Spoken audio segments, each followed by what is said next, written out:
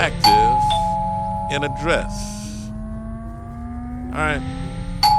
Open the door. Hi, who is this? Mike Tyson heavyweight boxing shit. It's Dave Chappelle. Dave Chappelle? What? I was in France. I was beside myself when they said you were leaving. Bang! You're in France now? It's Jamie Foxx. It's Jamie Foxx. It's Jamie Foxx, baby. In the house like furniture, down like gravity. Jamie Foxx from Terrell, Texas? From And I said Terrell?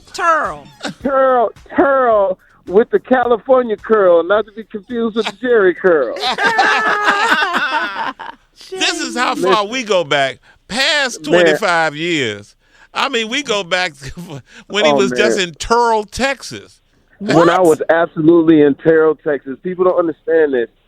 Like, Tom Joyner, me growing up, listening to him on the radio, developed everything I thought the world would be. And it blows my mind that this time has gone by so fast. But listen, I remember number one fly jock. I remember was it the club Popsicle Toes that I couldn't get into? What? Popsicle Toes. Yeah, man, the jazz. I mean, every part of my life, for the time that I've been on this planet, you have been in my ear. You've been in my household. You have been more than just.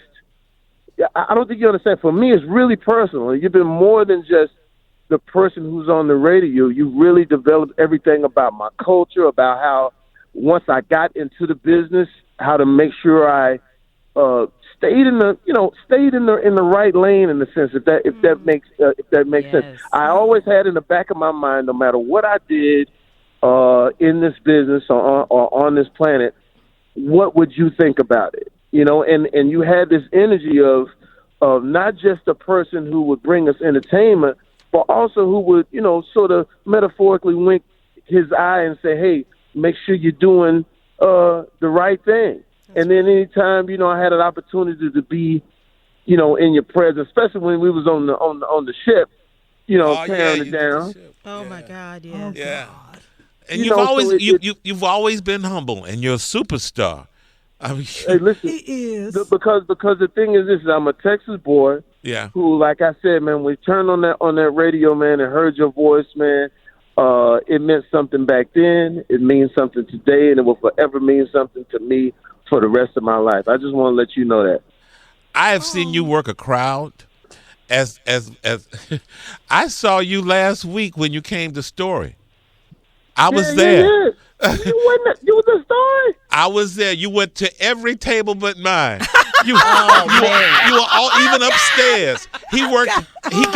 He got there maybe 2:00 in the morning, and he just worked every table. He greeted everyone, took selfies with everyone, which is something simple. You say I do all the time. Yeah, absolutely. And Jamie Foxx does that, and I saw him do it. Work the room. Work the whole room. I was at Story. Yo, man, I can't believe you was at Story, man, that late. Yes. I was practicing retirement. Well, listen, man. It was a great time there, but I can't. I mean, Tom, you have taken us through. Think about the eras that you have taken us through, and the things that you've. Let me ask you a question. What has been the most fun about what you've done? What has been? I mean, out of all of the eras, what was the era where you was like, "Ooh, this is it"? I love that. That's a tough question. I mean, because you took us through a lot. I mean, we went through a lot. We went through Rodney the King. We went through everything. Yeah. I know. Wow. And every 15 minutes of the show is something that I try to I try to make a memory, but I can't remember until just now because everybody is bringing up all the stuff that I did for these 25 plus years. Jamie, do you have a memory? I would just look. I would just tell you that when I got on that cruise ship, man, Mm-hmm. I have not seen any type of fellowship, fun, music. We thought we were gonna lose you. That lady picked you up. That lady picked you up. And yeah, she picked me up, man. I felt like I felt like I was at a sushi restaurant. She was getting ready to have me like water. She said, "Deep fry this one. I'll take it to the back." But that moment, and you would always say, you gotta come to this cruise show, because it was more than just that. It was the absolute genuine fellowship between everybody, and it was what you were doing on the radio. Only it was in plain sight with everybody. And I mean, I remember having all of my friends come that day, man, and we were just blown away how incredible it was. So for me, that was something that it stands out big time, because you know, as listening to you, you're always saying, man, when you come to the ship, it's gonna be rocking, and I never forgot it. It was amazing. No, you're absolutely right. There was so many of those things. You're right. There's Hurricane Katrina, Rodney King, Obama, Trayvon. There's absolutely right. But that ship is definitely an era of its own. Hey, look, that ship was where you forgot about everything. That's right. And you were just on there trying to get. You were trying to get. It was some people in there really trying to get on. They were trying to get down. Now, I don't know. That was Kim Whitley. Yeah, that was Kim Whitley. Well, it started with that lady picking you up there. Yeah. You never hooked up with anybody on the ship, Jamie. Why are you in his business? This Sherry Shepherd and Jamie knows. Because Sherry can do that. Hey, yeah. I'm a free man, of course. See, Sherry, you right start there by the buffet. Right there by the buffet. By the buffet, Jamie. I just want. I don't want the moment to go, and I know we are definitely saluting Tom, but I want everyone to know that you are on your way. You took this moment. You are in the car on your way to fly out to promote your movie, Just Mercy. I can't wait for that. Yeah, it looks amazing. All I can say is that it's one of the most important films that's ever come along in our history. And the reason being is because of what Michael B. Jordan did in front of and behind the camera by taking on this story about Brian Stevenson, who at an early age goes into Monroeville, Alabama as a young lawyer and takes on the justice system with men that were on death row unlawfully. And the movie picks up it's about his book Just Mercy, but it picks up with one particular case where I play Walter McMillan, who was literally driving on his way home from his tree chopping job.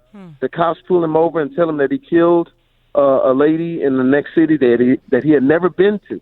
Wow. That man sat on death row for 6 years without a trial.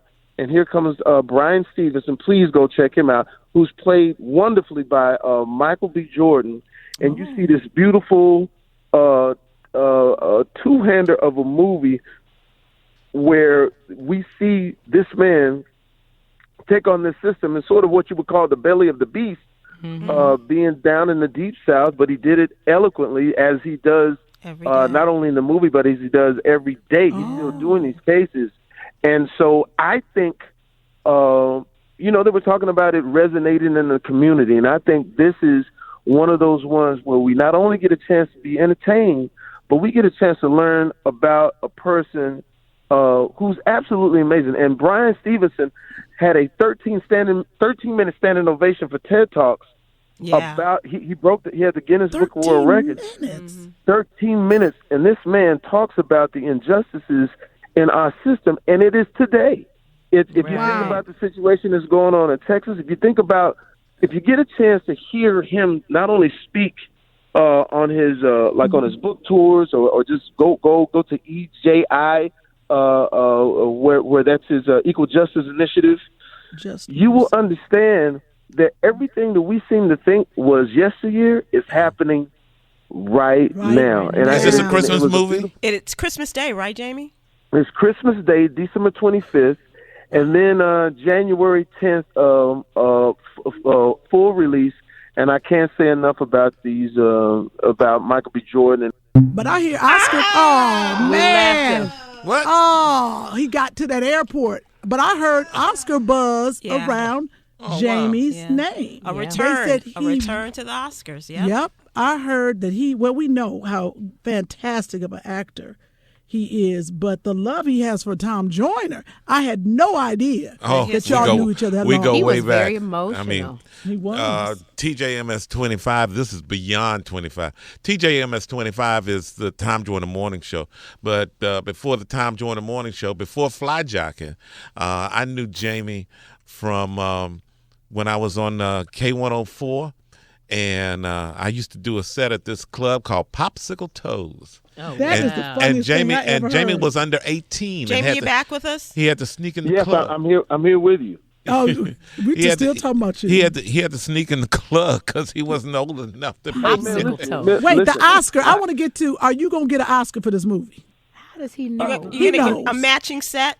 Listen. I don't know about that. All I can tell you is that it's one of those ones, and it's one of those movies where when you leave, I mean, literally, people were outside like sharing and you know and crying because some of these things were so jarring. But at the end of the movie, it just takes you up because this was the first case ever overturned You in gonna tell us the end of the movie? Alabama. Well, we know it's Oh, a we true know the story. end. Oh, my yeah. bad. I mean, All right. Hey, Jamie, the most you important just gonna blow question I can everybody up. ask you right Yeah, you now, just gonna though, blow the is end of the movie. are you the Fox in The Mask? Oh, you know what? As a matter of fact, Wait, you're going out, Jamie. Say it again.